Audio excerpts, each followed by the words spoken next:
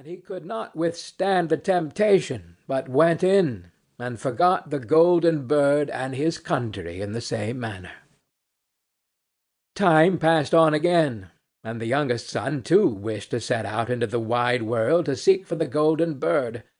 But his father would not listen to it for a long while, for he was very fond of his son, and was afraid that some ill luck might happen to him also, and prevent his coming back.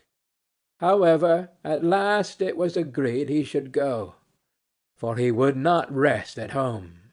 And as he came to the wood, he met the fox, and heard the same good counsel. But he was thankful to the fox, and did not attempt his life as his brothers had done. "Sit upon my tail, and you will travel faster." So he sat down, and the fox began to run, and away they went over stock and stone so quick that their hair whistled in the wind. When they came to the village, the son followed the fox's counsel, and without looking about him went to the shabby inn, and rested there all night at his ease. In the morning came the fox again, and met him as he was beginning his journey, and said, "Go straight forward till you come to a castle, before which lie a whole troop of soldiers fast asleep and snoring.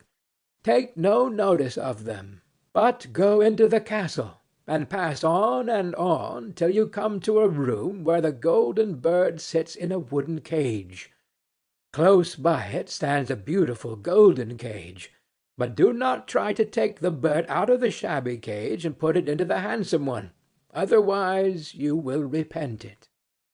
Then the fox stretched out his tail again, and the young man sat himself down, and away they went over stock and stone till their hair whistled in the wind.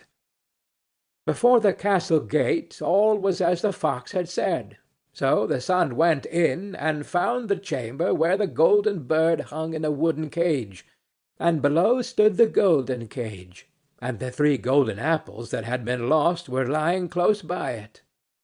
Then thought he to himself, "It will be a very droll thing to bring away such a fine bird in this shabby cage." So he opened the door and took hold of it, and put it into the golden cage. But the bird set up such a loud scream that all the soldiers awoke, and they took him prisoner and carried him before the king.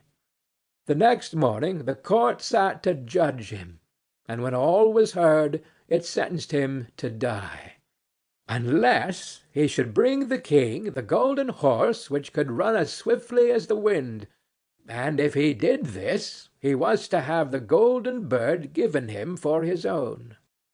So he set out once more on his journey, sighing and in great despair, when on a sudden his friend the fox met him, and said, "You see now what has happened on account of your not listening to my counsel. I will still, however, tell you how to find the golden horse, if you will do as I bid you. You must go straight on till you come to the castle where the horse stands in his stall. By his side will lie the groom, fast asleep and snoring. Take away the horse quietly, but be sure to put on the old leathern saddle upon him, and not the golden one that is close by it." Then the son sat down on the fox's tail, and away they went over stock and stone till their hair whistled in the wind. All went right, and the groom lay snoring with his hand upon the golden saddle. But when the son looked at the horse, he thought it a great pity to put the leathern saddle upon it. "I will give him the good one," said he. "I am sure he deserves it." As he took up the golden saddle, the groom awoke, and cried out so loud that all the guards ran in and took him prisoner, and in the morning he was again brought before the court to be judged, and was sentenced to die. But it was agreed that if he could bring thither the beautiful princess, he should live, and have the bird and the horse given him for his own. Then he went his way, very sorrowful. But the old fox came, and said, "Why did you not listen to me? If you had, you would have carried away both the bird and the horse."